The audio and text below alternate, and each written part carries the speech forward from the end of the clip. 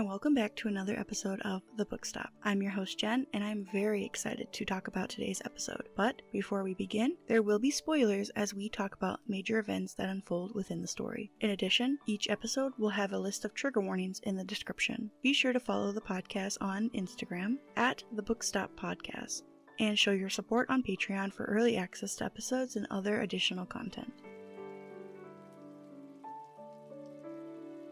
And welcome back to another episode of The Book Stop. Today we're joined by none other than the wonderful knight, Sir Ashley. Oh, thank you. I appreciate it. And what book did we kind of picked out together, essentially? What book are we talking about? So, we have read Game of Thrones. Yeah. This is the first book of A Song of Fire and Ice. Kind of when I suggested it in like my list of books and then you picked this one, I was like a little nervous because this is such a deep book. There's so many topics and stuff in it, and I'm very excited to talk about it, but it was very daunting at first to read. But now that I read it, I'm like, oh, that was super easy read. It wasn't as bad as I thought. It was definitely like an easy read, but I will say I was nervous to pick it to come on the podcast because I feel like there might be some like diehard fans out there who are like, how dare they not talk about this one thing? And I'm like, I'm sorry, I'm just casually reading this book. Like, yeah, absolutely. Sorry, I'm not writing an essay about it. I'm right. just doing a podcast.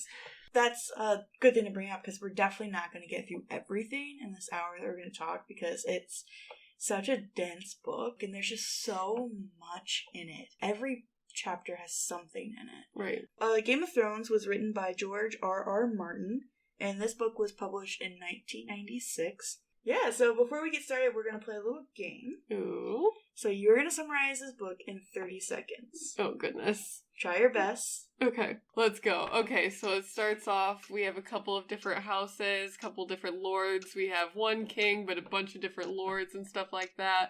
So winter is coming. That's the main point. There's a lot of things going on, a lot of conflict in different parts of the world, and everybody wants to be king, everybody wants to be in power, and then at the end, we have dragons, and that's the book. That's the entire book? Yep, that's everything. Absolutely. I think we can actually end the podcast here. I think that's perfect.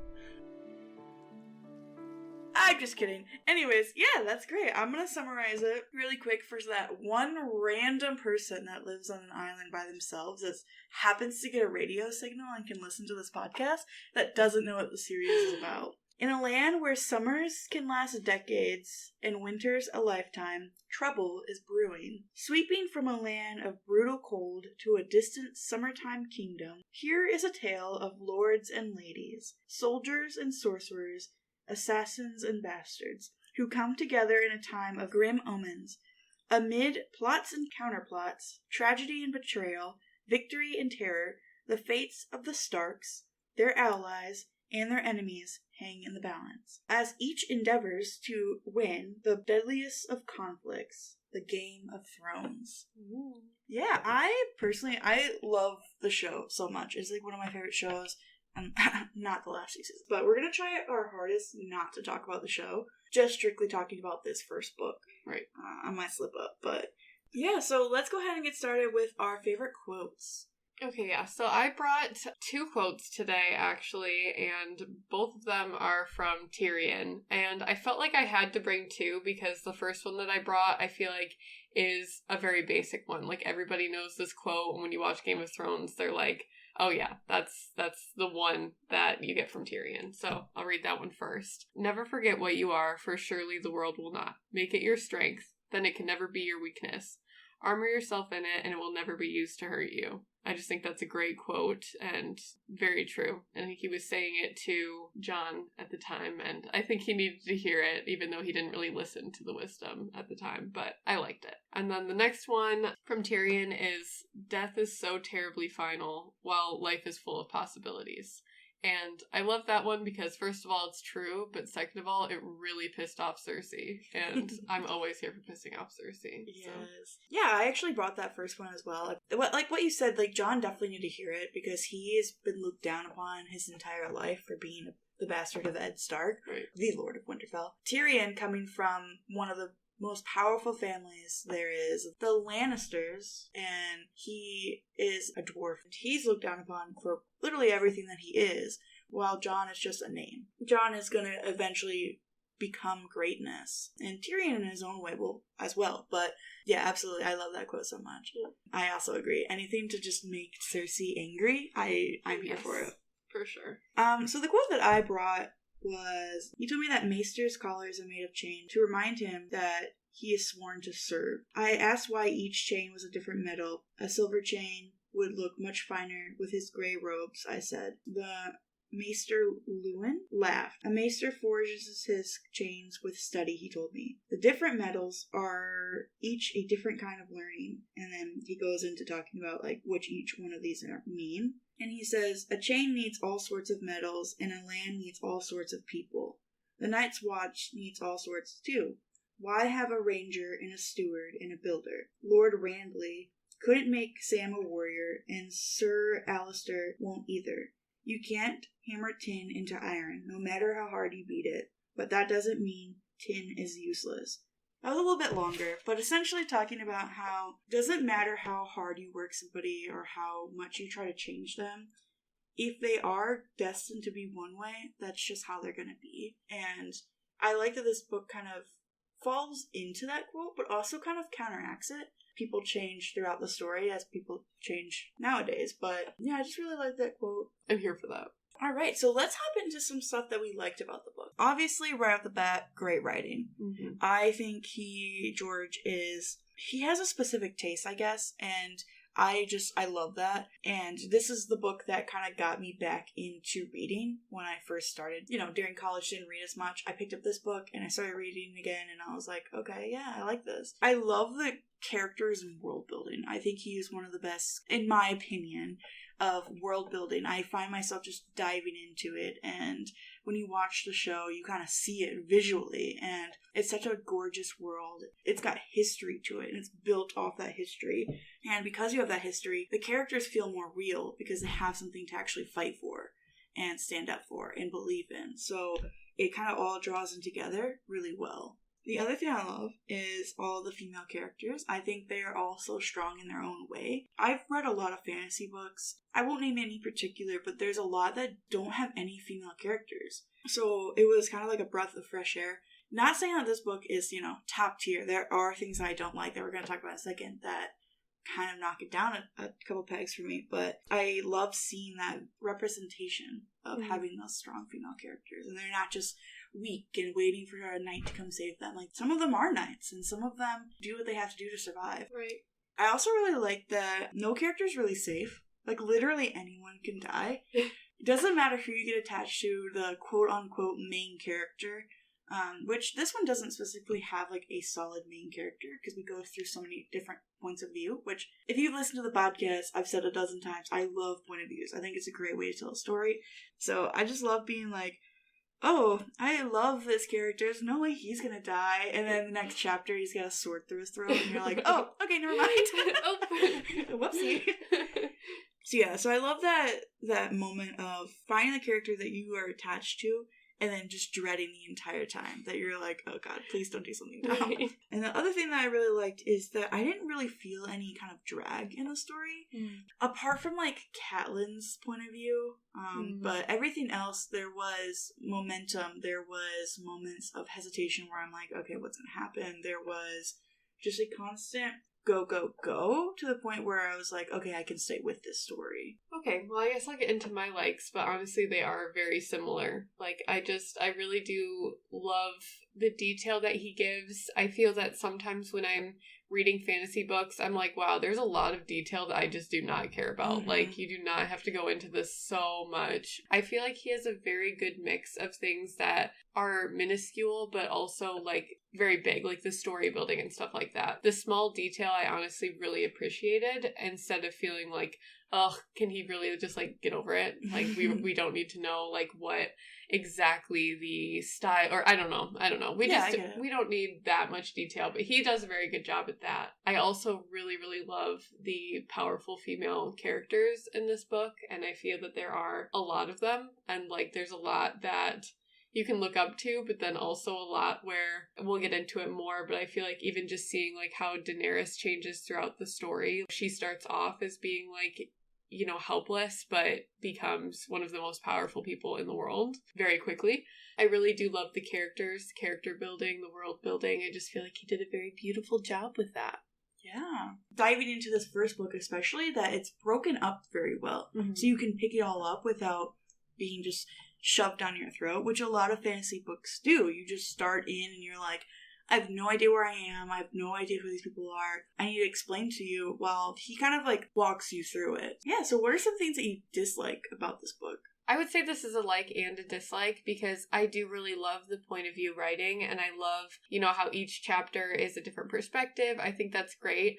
I would say that this book may be a little bit harder to listen to as an audiobook. I did a little bit of both, like reading it and listening to an audiobook. If you accidentally miss them, say like, John, and you start the chapter, you're like, who am I listening to right now? Like, what is the point of view? And you have to kind of like, you might be missing some detail because you're trying to figure out whose perspective it is. Mm-hmm. Perspectives are changing all the time. But at the same time, while reading it, I honestly do really enjoy it. So I feel like it's a dislike and a like at the same time. So for people who prefer audiobooks, this one, I mean, in my perspective, might be a little bit harder to listen to, or you have to really make sure you're focusing in. Yeah, absolutely. Like, points of view, it's like a flip a coin. You could either have a very good way to do it or a very bad way. I think the issue was that there was too many people, but he had such a broad story to tell. So I agree. I also was like kind of confused at some parts, especially when you have multiple people like Eddard and Catelyn together. And then you're like, well, which one are we looking at? What perspective are we coming from? It kind of hurt against some of the suspense building that he was trying to make. You'll do something with John. He's about to fight to death, and something's about to happen with him. And then you don't see him for 4 chapters, and you kind of forget what happened, and it picks right back up, and you're like, oh, right, oh my gosh, okay. Right. But also it can build suspense, because you're like, oh my gosh, wait, I want to figure out what happens. I want to keep going. But it can make you kind of hate the other characters, because they're like getting in the way. Right. Which I kind of think what happened with me with Catelyn, I'm gonna say it, I think her point of view was kind of useless. Yeah. I think it was more of like an insight of what's going on with Tyrion and Robb, but I think we could have just had Tyrion and Robb's point of view instead of having Catelyn's. It's a give or take situation. Right. And I feel that he may have added Catelyn for maybe something in the future, like in the next book, like showing how she changes throughout as well, but I felt that way as well. It was like, there's so much suspense, and then you go to the next page, and it's like, Catelyn. Like, dang it. Yeah. But yeah, as for my dislikes in general, honestly, I really enjoyed the book. So I think the perspectives and the amount of characters, and I guess one last thing is, it is so hard to remember names in this book because there are just so many characters. It's different when you're watching the show when they refer to someone and then you might be able to put a name to a face, but when you're reading and there's so many different names, I'm like, wait, they referenced this guy, but I don't remember who that is. So, like, sometimes I'd have to go look that up because I'm like, they keep talking about him, but I have no clue who this person is. So I would say that would be my only other dislike. I really did enjoy the book thoroughly. Yeah. Good thing they have the appendix in the back that have all the people in their houses in there, so that helps. Right. No, I absolutely agree. There was way too many people, which makes sense. He has an entire land to cater to, so, and there's a huge world out there, so there's going to be different kinds of lords, and when you're in this kind of situation with those lords and ladies and highborns and stuff, names are so powerful. Right. So it makes sense that there's a lot of them, but yeah, it was kind of hard to differentiate which ones were which. But yeah, that was one of my dislikes as well. It was like, just too many people. Again, it kind of makes sense. Yeah. So some of the things that I didn't love was such attention and detail to food. The way that he just wrote food, he had to have been writing those when he was hungry. Because it was so detailed, talking about how juicy the meat was and how dark the ale is, and like, just kept going. And I'm like, can we stop? And I will say that George has great writing, but sometimes he does a little bit too much of like information dump. So it makes it a little harder to pinpoint and pick out the important details. Not all the time, but there was moments where I'm like, telling this in detail because you want us to know and remember, or are you telling this to kind of fill up more space? Like, how important is this? Yeah, that's fair. And yeah, family names as we talked about, but also I found it very difficult to find a timeline of, like, when everything happens. And the same thing in the show, too. Like, times where it's really hard to figure out when things happen at what time. So that can add a little bit of confusion when you're, you know, this happened last chapter, which feels like a day ago. And they'll be like, oh, it's been a fortnight. And we're like, what? Okay. I feel like he maybe could have done more with the seasons and, like, since winter is coming, having characters refer to that in their chapters and their perspectives and stuff like that, like using the weather and stuff like that to kind of tie it together, but the timeline was a little confusing. It's hard, though, because, like, King's Landing, which is, like, pretty much, like, the capital of Westeros, it's just always summer there. Yeah. So it's hard to kind of be like, you know, oh, it's a little hotter today than it was yesterday. Yeah, that's very fair. It's very fair. And they haven't had a winter in a very, very long time. It's been years since they had a winter. And then, like, if you're up on the wall, it's always winter. If you're, like, on those narrow, random places where you could, maybe. But I think even a timestamp on the chapter would be cool. Like, when did this happen? Imagine one of the characters is like, I heard winter's coming. And oh, God. Yeah, I don't know. It was a little hard to kind of keep up. Yeah. All right, so let's dive into the book. We have 3 or 4 main kind of families. We have the Starks, the Lannisters, the Baratheons, and the Targaryens are kind of like the main 4. We have other, like, lower ones, but those are the main 4, like, the people that we kind of follow around. Yeah, they are very interesting. But the main family that we kind of follow around are the Starks. And can I just say how much I love Ed?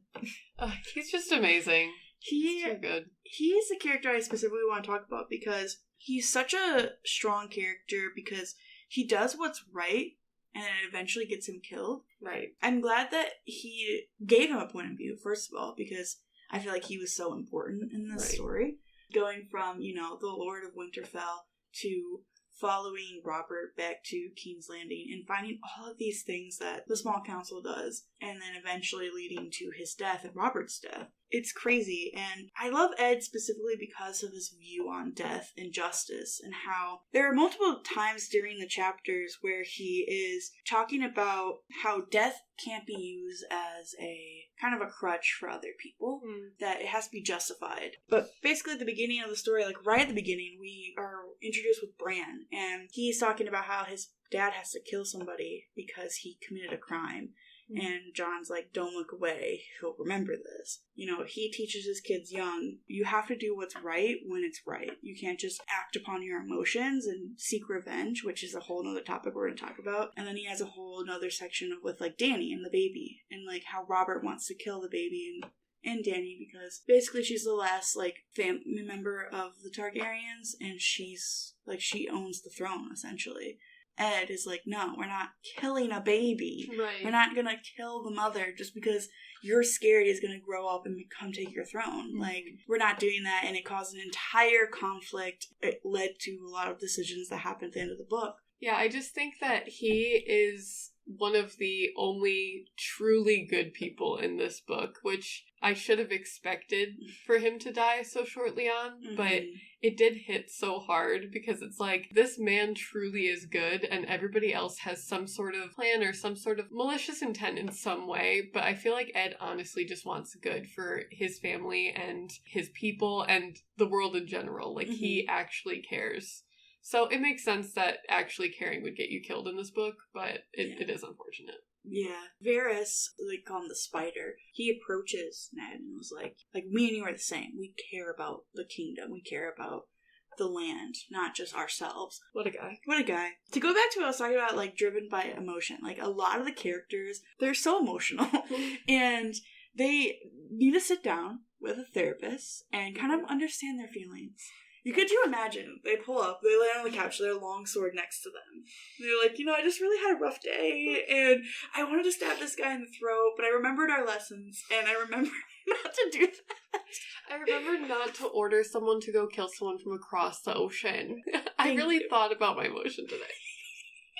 Yeah, so a lot of this is just revengeful characters, and it's sad because Arya, being so young when this started, I want to say 9? I think so. 9, 10, and she eventually becomes to be another strong woman in this series, but I feel like her entire plot is revenge and getting back to the people that did her harm or did her family harm. That might be a motive, but it's not something that one person can thrive on and be happy in their lives. Right. There was just, every character is just so vengeful. Even, like, Kat, she was like, we'll get your sister back, and then we're gonna kill all of them. And it's like, this is, like, so out of character for her, but also it makes sense in this time. When you don't have a huge, strong justice system, you have to take it into your hands, and taking it into your hands means killing the person, I guess. Right. And I mean, even after Bran had his accident, she was filled with so much anger. I understood why she did it, but it was like, alright, well, I guess I'm just gonna leave Bran and my family and just go on this journey. And I know why she did it. It was just like, dang, she's so upset that she's just like up and leaving her family. Brienne literally wakes up. Oh my god, literally wakes up like right after she leaves. Right. Bruh, like this is the whole reason why she left, because she didn't think you were gonna wake up. Right. Which, every character is just, I just love the characters in this story. Like, characters are the reasons why I dive so deep into stories, and some of them are just so detailed to the point where if they feel like a real person, which it shouldn't be that hard for a book. With so many characters, right, he's able to give each one not only like dreams and wants, but fears and flaws, and it makes them just feel real. I don't know how to describe it other than that, but yeah, I just love the attention to detail that he has in for not only that specific person, but the family, the generations, and the history, like everything. It's just so detailed. It is. So who would you say in this book is your favorite character? I would say, I mean, we just talked about how much we love Ed, but I feel like, honestly, my favorite character is Tyrion. I feel like he adds so much to the story, and he always has, like, those great one-liners, and I just think he has such a complex character, and from all of his experience, he's been able to, where people have doubted him or thought that he couldn't do all these things, but he's been on the sidelines, like watching everyone, seeing how they do things, seeing how they respond. Because of that, he's just so wise. He shares all this wisdom with people, and I feel like people don't take it to heart, but like it is such good advice. I think he is just honestly such a well-written and like great character. Yeah, Tyrion's awesome. Take such a difficult situation and somehow turn it into his domain. Make it like a leg up on all of his enemies, because he's able to be so quick and like wise about it. While everyone else is on their emotion and are physically acting out, he's able to take a step back and be like, okay, let's think about this. Right. Let's figure out a solution before we just go headstrong, because he can't rely on his physical attributions as much. He is his mind. Yeah, absolutely. I love Tyrion too. It was really hard to pick one. There was so many good, as we just said, there's so many good characters with all their own perspective and things that they love. Obviously, Ed will always be my favorite character in the first book, because he just does everything that is right. Going back to kind of with Dany and the baby situation, they were planning on killing them because it was a 1 against a million. Like, if you kill this one situation, it's going to save thousands of other people. And he literally, like, stood up against a room full of people and was like, no, this is not becoming a thing. Like, we're not doing this. He stands up for what's right every single time. I love him, but I also really love Arya in this one. She is a little bratty, which she's a 9, so she's gonna be. Even from this one, at the beginning of her life, I guess, the beginning of, like, her coming out of her home, she's just so strong. And it brings a lot to the plot itself. I can't say that for her for later on, but in this one, she drives a lot of the plot. I think her naivety also kind of draws into like what's going on and her not really understanding what things are how things are happening. I'm very excited to see her book perspective, because if you've seen the show, she gets into an entire subplot that I personally don't love because I don't understand it, so it's going to be cool to read it and understand a little bit better. Yeah, for sure. Yeah. I agree. I just want to take a little second here, a little moment of time. Shout out the Patreon subscribers. So a huge thank you to Nick W., Bree P., and Lulu. Thank you so much for supporting the podcast. It means a ton to me, and I enjoy making these, and I'm glad that someone, at least 3 people, enjoy listening to them. So thank you so much. Thank you.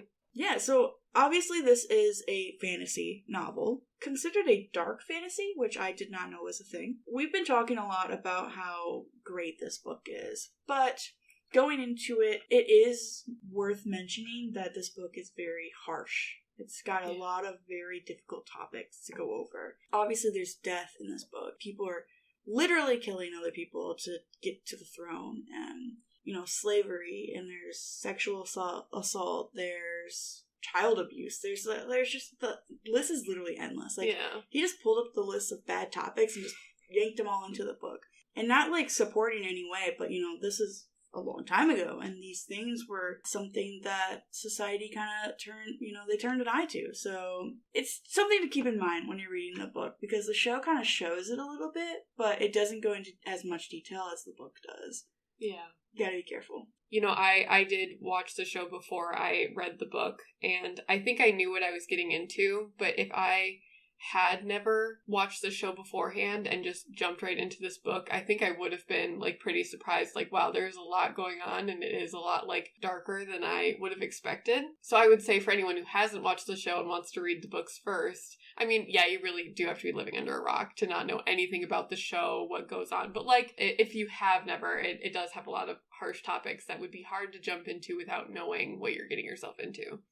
Absolutely. But with this being a fantasy, there's something else I want to talk about, was the magic system that's kind of in this story. I love that it's not super fleshed out, because when I think fantasy, I think wizards, witches, you know. We have dragons in this one, but they're kind of at the end, not seeing them a ton. Yeah, I love that there is magic in this world, but it's kind of hidden, a little forgotten. And I think that's just with the world advancing, kind of moving away from it. I enjoy that it's not heavily relying on the magic system to carry the story through. Yeah, I agree. If he would have really put an emphasis on that, I think it would have completely changed the story. And the way that he did it, I think it made it a lot more complex, but in a good way, which I really appreciated. Puts more effort into what the people are actually doing. Because if you have magic, imagine Jon Snow throwing a fireball. Like, oh my gosh.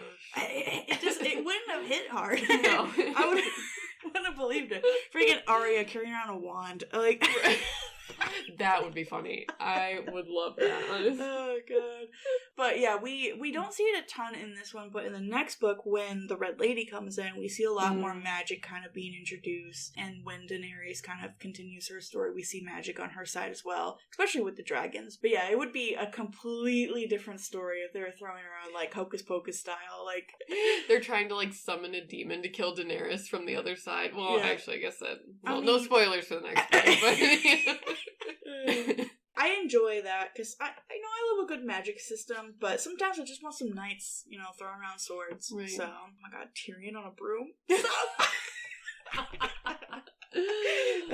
Alright, so who would you say in this story is your favorite relationship? Man, I'm coming in with two. I'm sorry, I had to have two. But the first one, I think, would be Jon and Sam, because they're such a good little duo, and I really felt for Sam at the beginning when Jon and him first met, and he was feeling so insecure, and Jon was just like, hey man, you're doing amazing. Like, stop. You know, you're such a good person. And I was just like, oh, I just love this. I feel like Sam really needed Jon, and having someone who has the physical abilities to fight and do all these things, where Sam has the wisdom and the brain, and I feel like they're just such a, like I said, a powerful duo, and I just honestly love them so much. But my other one that I wanted to bring up was, honestly, Daenerys and Drago, because it's so complex, and it does start off from something so terrible. I mean, her brother is really just one of the worst people in the book, and I really passionately hate him so much. And I hate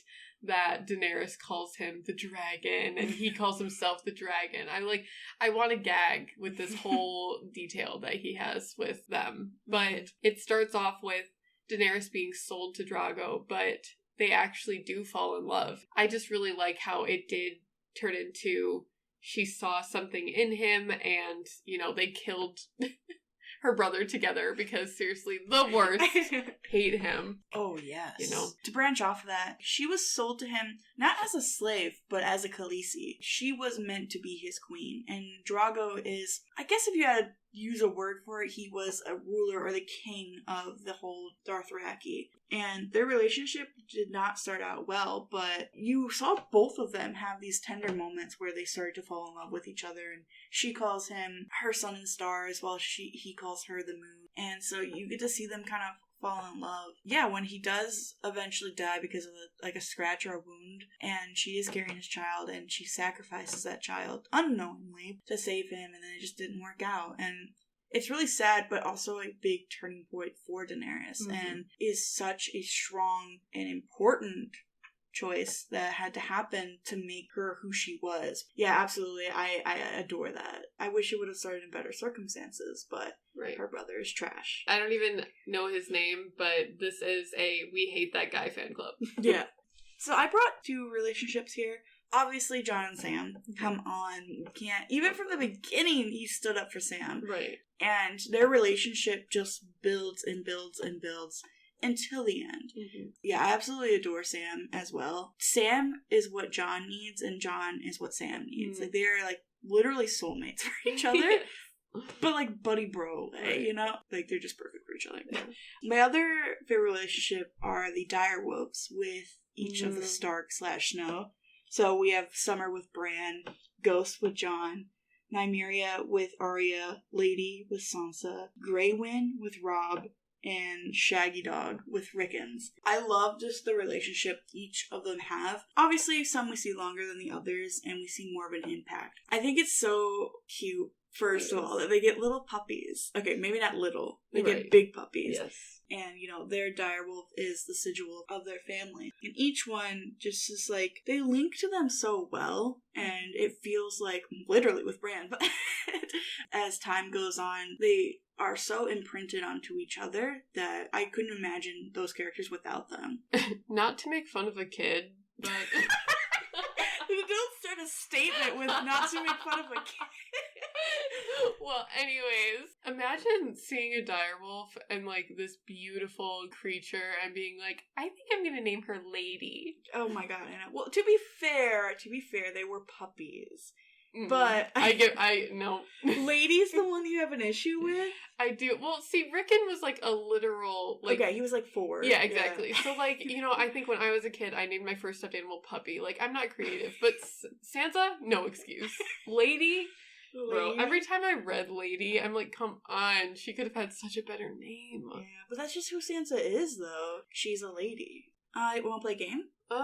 Yeah, let's go for it. Okay, so because there's so many characters and there's such a connection between each one, I'm gonna give you 2 characters from the book, and you just have to tell me what their relationship is between them. Okay, perfect. All right. So to start us out, we have Kat and Ed Stark. They are married, husband and wife. Next, we have Jon Snow and Benjen. Brothers. Not brothers. Cousins? No. Who's Benjen again? Benjen is Ed's brother. So that's his uncle. Right. Yes. Yes. Oh yeah, not brothers. He doesn't even have a direwolf. What am I thinking? Alright, next we have Joffrey and Marcella. Cute, just dead silence. They're friends. That's his sister. Dang it. I don't think, now that I'm thinking about, I don't think Joffrey and Marcella ever interact. Ever. Yeah, I didn't even remember her name. She's hardly in the story. Yeah, she's like... not. Alright. Next we have is Jaime and Cersei. Lovers. And? Just lovers. Just kidding. They're brother and sister, but gosh. Yeah. Disgusting. Nasty. Yeah, it's gross. Jorah and Daenerys. He's like her mentor in a way. I guess I can't really think of the right word. He'd be supporting and simping at the same time. Exactly, so, yeah. Stannis and Renly. Brothers. Yeah. Shay and Tyrion. Lovers. Yeah. Gendry and Robert. Father and son. Tea. Sip sip. Robb and Theon. Oh, I freaking hate Theon, but friends.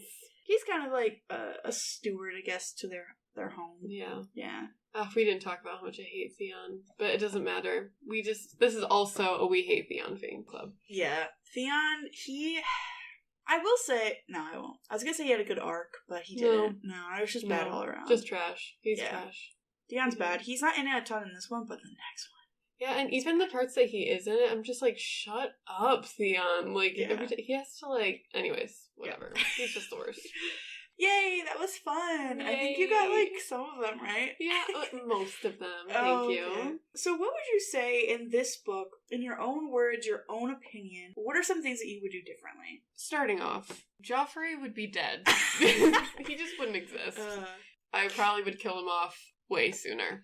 No spoilers for the next book or anything, but yeah, no, he needs to die. I hate Joffrey. Yes, absolutely I hate him. But if we didn't get him in this book and the next book, I feel like we wouldn't hate him as much. Because he doesn't do a ton in this one. He's just a spoiled little brat. But the things that he does leading up to his death is just so bad. And that's why we hate him so much. I feel like if they would have killed him off in this book, it would just be like, oh, you're killing off a kid. What's the point? So I get the idea of keeping him around for the specific reason that he dies. Yeah. But absolutely, I hate that kid.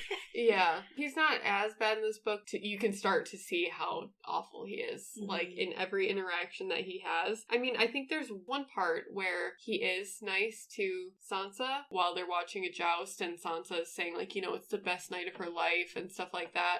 But I feel like that was just Joffrey manipulating. Like, it wasn't actually him being nice. Yeah. So, he's just awful overall. Yeah, absolutely, Joffrey. I think it would have been really cool to have a point of view of Joffrey, though.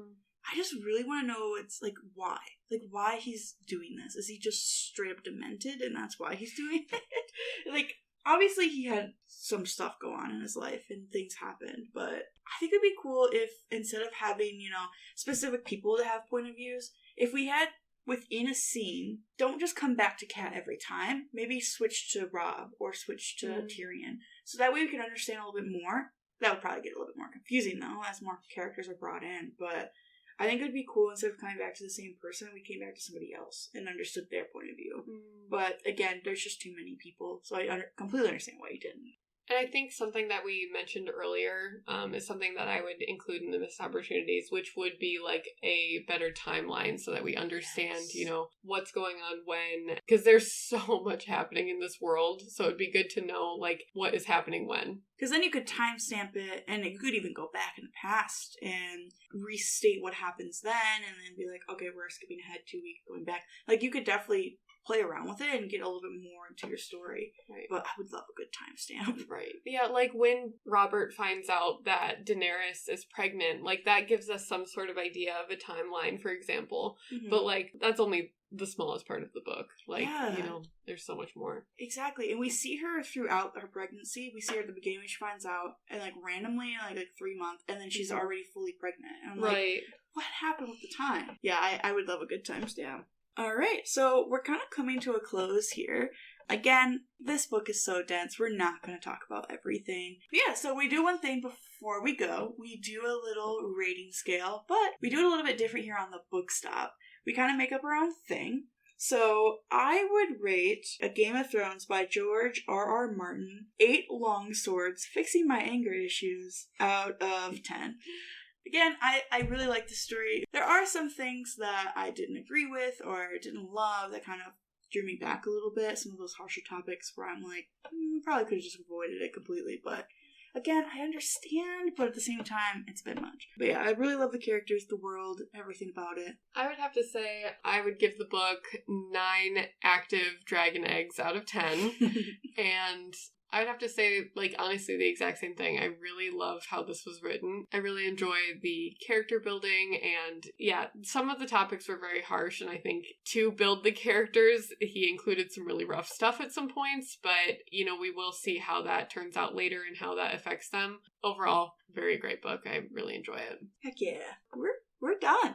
I've been, like, waiting for this podcast for so long because I'm so excited to talk about it. I'm so passionate about the Game of Thrones. I almost said Lord of the Rings. Game of Thrones. So I've been so excited to do this episode, and I cannot wait till we come back and do another one, because I want to read the whole series right now. Yes.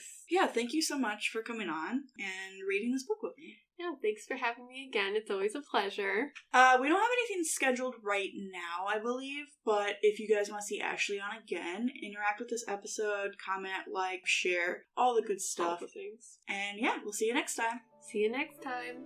Bye!